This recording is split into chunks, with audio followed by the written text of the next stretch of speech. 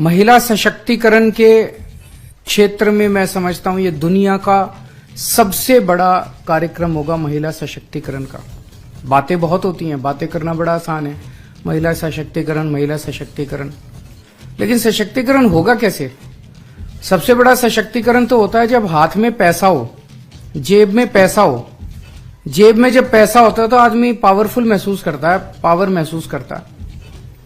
तो अगर महिलाओं के हाथ में, उनकी जेब में पैसा डालेंगे तभी तो महिलाएं सशक्तिकरण महसूस करेंगी। जो महिलाएं कमाती नहीं है वो खासकर हमारे समाज के अंदर एक बहुत डिसएडवांटेज्ड पोजीशन में रहती हैं।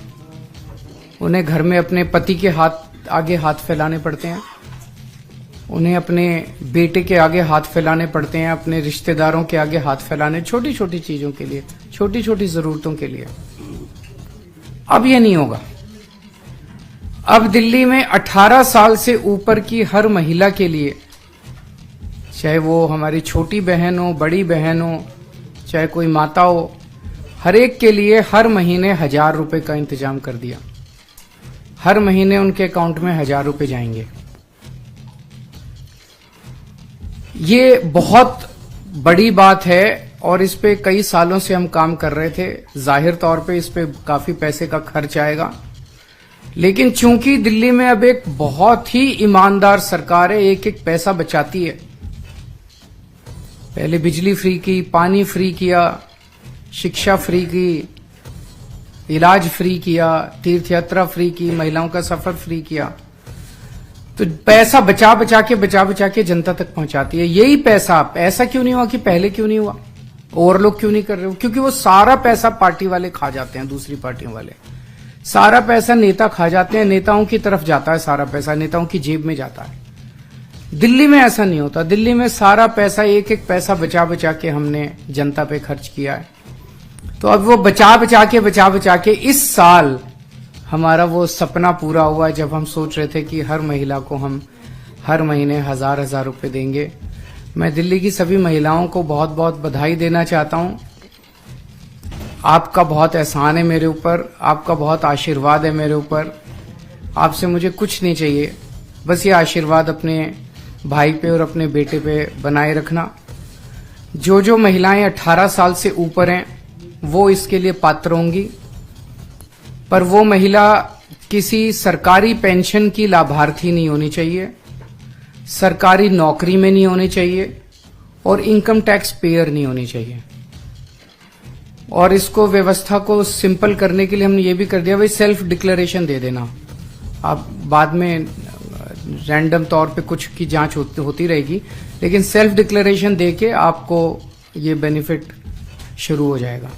तो इस साल अभी चुनाव के बाद जो है वो इसकी प्रक्रिया चालू होगी, फिर इसको हम कैबिनेट में लाके इसको सब करेंगे। तो मैं दिल्ली की महिलाओं को बहुत बहुत बधाई देना चाहता हूं। इससे एक बहुत बड़ी बात होगी, दिल्ली की अर्थव्यवस्था में बहुत बड़ा उछाल आएगा।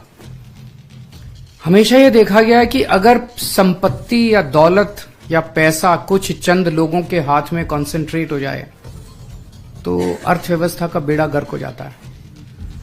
पिछले 75 साल में हमने देखा जितनी भी पार्टियों की सरकार आई उनकी एक ही थ्योरी थी, trickle down theory, trickle down economics. उनका ये होता था कि भाई 2-4 परिवारों को सारा पैसा दे दो देश का, वो फिर फैक्ट्री लगाएंगे, फैक्ट्री में सारे मजदूरी करेंगे और उससे देश की तरक्की होगी। उससे देश की तरक्की कभी नहीं होती, दुनिया भर में नहीं हुई। ये जो बॉटम्स अप थ्योरी है, जिसके जरिए आप जनता में, गरीब आदमी के हाथ में जितना पैसा आएगा उतनी तरक्की होगी इकोनॉमी की। गरीब आदमी के हाथ में जब पैसा आता है तो वो मार्केट में जाता है, वो कपड़ा खरीदता है, वो साबुन खरीदता है, वो कंजम्पशन की चीजें खरीदता है, तो इकोनॉमी में डिमांड क्रिएट होती है। जब डिमांड क्रिएट होती है तो नई नई फैक्ट्री लगती हैं, नई नई दुकानें लगती हैं। जब हम दिल्ली में आए थे हमने मिनिमम वेज बढ़ाए थे बहुत ज्यादा। हमने जब बिजली फ्री की, हमने पानी फ्री किया, आम जनता के हाथ में पैसा आया। आज उसी का नतीजा है कि दिल्ली के अंदर सबसे कम महंगाई है और सबसे ज्यादा समृद्धि है पूरे देश के अंदर देखा जाए तो महिलाओं के हाथ में जब पैसा आएगा, मैं समझता हूं वो मार्केट में जाएगी, अपनी मनपसंद की चीजें खरीदेंगी, उससे इकोनॉमी की भी तरक्की होगी। 65 लाख के करीब शायद महिला वोटर्स हैं दिल्ली में। 67 lakhs।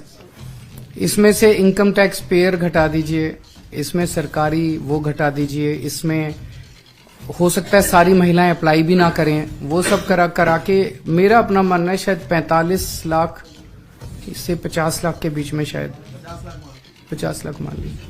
सर दिल्ली वाले क्या समझे, स्कीम आ जाएगी या फिर कुछ अड़चने आएंगी? अड़चनों से लोहा लेना तो हमारे फितरत है। अभी तक अड़चनों से लोहा ले लेके अड़चनों को दूर कर करके सारे काम। लाइक कीजिए, सब्सक्राइब कीजिए और शेयर कीजिए और घंटी का बटन दबाना ना भूलें।